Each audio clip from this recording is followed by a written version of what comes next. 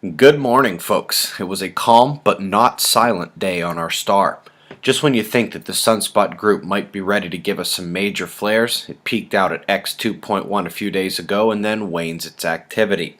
I know the last few days were fun to watch, but this is actually a pitiful uptick for solar maximum, which has been pitiful this entire cycle. Anyway, now that the group is spreading out, there is less field interaction and fewer flares. We shouldn't expect to see a complete region decay during this rotation. We also shouldn't expect to see anything super energetic either. We did take one M flare this morning after the sun sputtered all afternoon yesterday. Same active region, and again, no significant CME associated. We still maintain a delta class at that active region, but with less area covered by the intrapenumbral field interaction, these babies might only have 1 or 2 shots left in them. Otherwise, the only thing to note is some surging within the southern plasma filaments. Did take a gamma ray burst last night out of Ursa Major, second one in a row from way up north. Those CMEs we expected are finally arriving this morning. Very weak, as expected, which is seen in the lower speed and plasma temperature coming with the density. Electrons are feeling the shock waves, however, hitting the deck, while our shield is still holding strong for now. Eyes open. Within 36 hours, the southern and northern coronal holes will face Earth. We've got minor to medium power in the southern bulb, but the force is rising up north. A huge one-day increase in top-level force up there. Top story today is a new radiation event. 9.3 times the legal level of radioactive cesium-137 was found contaminating powdered tea.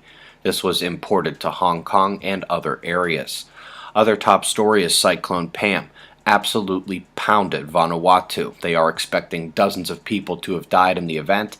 There's a ton of damage to the local buildings and agriculture as well. Right now, Cyclone Pam is dancing through the West Pacific Islands and heading south towards New Zealand. We've got 2 other Australian storms weakening and moving relatively slowly. Weather shares are welcome.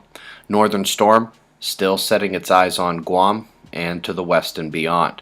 A couple days ago, I said cold was coming back to the U.S., and here's why. Jet stream dip is going to allow Old Man Winter to come bursting through the door once again. Northern stream couldn't keep it together. Right now, we see the Atlantic moisture, which is mostly a watch, shooting north to New England, and out west the Pacific low is directly onshore. Both those areas are on alert tonight, with New England seeing freezing rain potential. In Europe, a high-pressure node will clear this area here without issue. The convergence over Iceland is another story, with more circulation around low pressure to the south and southeast. Watch zones tonight hit the convergence and the lows, but it'll be nicer around those highs.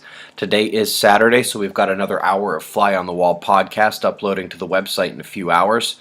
Website membership over at suspiciousobservers.org is considered a high luxury item at $3 per month or $20 for an entire year. Well, we appreciate your support more than you know. Got the current conditions and shots of our star to close. It's 5:55 a.m. Eastern Time, and that's the news. Eyes open. No fear. Be safe, everyone.